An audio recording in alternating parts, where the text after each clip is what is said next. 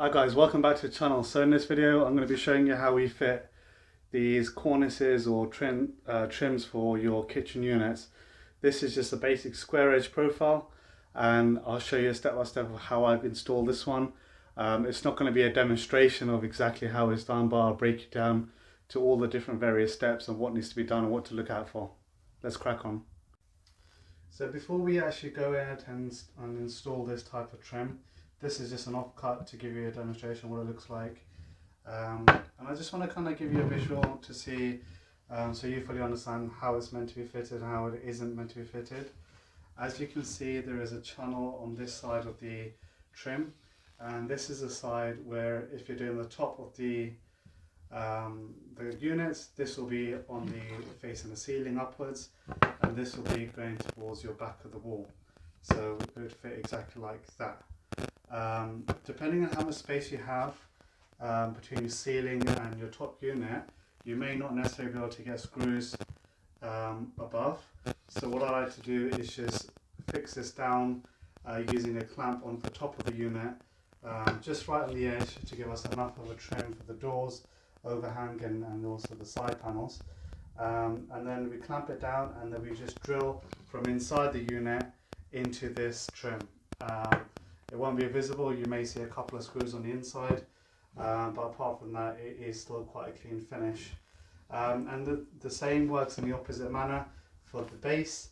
Instead it will be fitted this way, and for the base of the units, they can be directly screwed in from underneath, which should then be done through this section where the channel is. I like to pre-drill and countersink my screws just so that we can get a nice clean finish and we don't get any tear out in the end here. So let me just show you exactly how I fitted it. So as you can see, this is the unit so far, and what we've done here is we've fitted the units already, and that's done in a previous video if you want to check that out. But first thing you need to do is fit your two end panels either side, and how you do that is you take out a panel. The best way is to butt it against the wall where it's going to go and then scribe a line where the existing bit needs to be trimmed. And in some cases it may not need to be trimmed. For example, this one I haven't trimmed because it just fits nicely and the wall's in the right position and nice and flat. If you do need to trim it, you need to trim it on the wall side at the back so you don't see that cut, because you don't want any raw edges. You want the raw edges against the wall. So you've got a nice clean finish, you've got that ready, and you've got this side ready.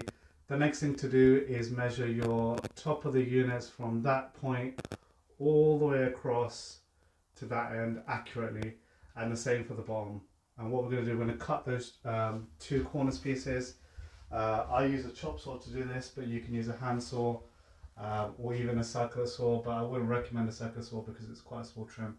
So hand saw or a chop saw to do this. Chop saw will give you the cleanest cuts, but this can be done with a hand saw.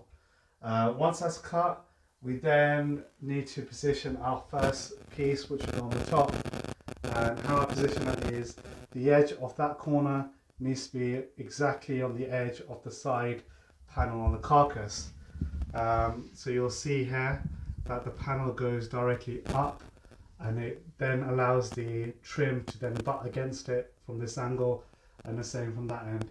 That way you get no exposed raw edges and everything is nice and clean. And once we've got that top panel in place, we then can fix the side panels to the carcass, use some screws on the inside of the units, and the same on that side. Just to show you how I've done that, it's one screw there, and you can see I've got one more screw to screw in, and I just put them in the most invisible places. You can also use the pre-drilled shelves holes if they're not going to be used, and these can then be covered with caps.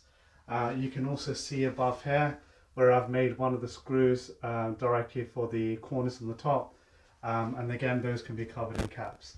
However, at the bottom, no screws, because these ones, this panel and this trim is screwed from underneath, so you don't see any visible screws there, which is great. And that's how basically you want to install this. You want to take your time, refine your cuts, don't rush on the cuts because you want them as accurate as possible, because the last thing you want to have is any gaps on the joints, because it just wouldn't look nice. And this is what the end result is. So I hope you like this video, and if you are interested in more videos like this, please comment below what you'd like to see.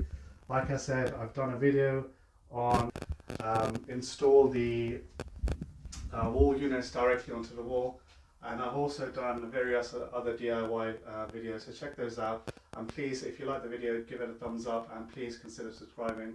It really helps grow my channel, and I can put more content out for you guys.